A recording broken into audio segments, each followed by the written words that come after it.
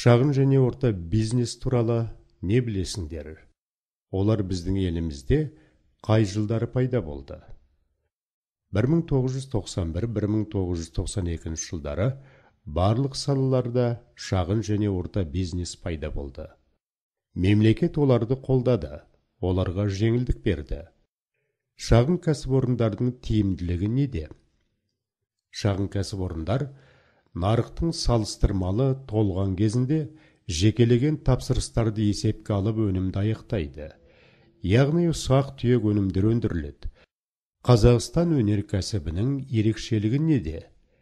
Қазақстан экономикасы саласында өнеркәсіптің ерекшелігі өндіріс күшінің негізінен шағын және орташа қалаларда орналасуы. Жұмыссыздар саны 1996 жылы осының алдындағы жылмен салыстырғанда 2 есе өсті. Сондықтан да халықты жұмыспен қамтамасыз ететін шағын және орта кәсіпкерлікке баса назар аударыла бастады. Қазақстандағы мұнай мен газ орындарының дамуы қандай деңгейде? Қазір Қазақстанның 7 облысының жерінде 250 ірі және ұсақ мұнай мен газ өндіретін орындары бар. Олардың 107-сі пайдаланылуда. Республикада 3 мұнай өңдеу зауыты бар. Оларда 26 миллион тонна мұнай өңделеді.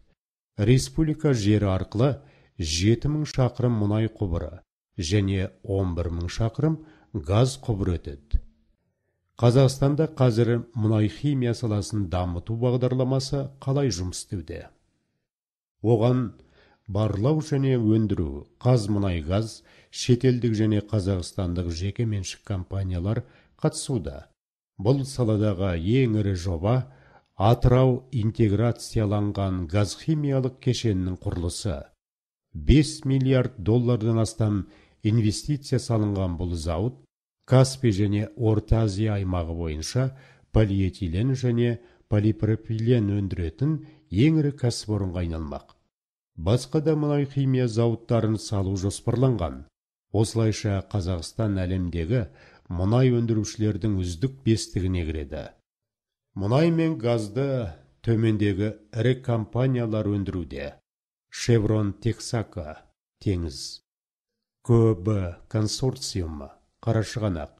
Қытай ұлттық мұнай компаниясы, Жаңажол, Құмкөл.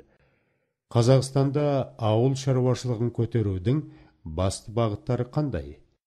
Ауыл шаруашылығында бүгінгі таңда 60 мыңнан астам шаруа қожалығы құрылды. Бұлар шаруаға өз өнімдерін төмен бағаға сатудан құтылуға мүмкіндік береді. Қазақстанға инвестиция салған қандай елдерді білесіңдер?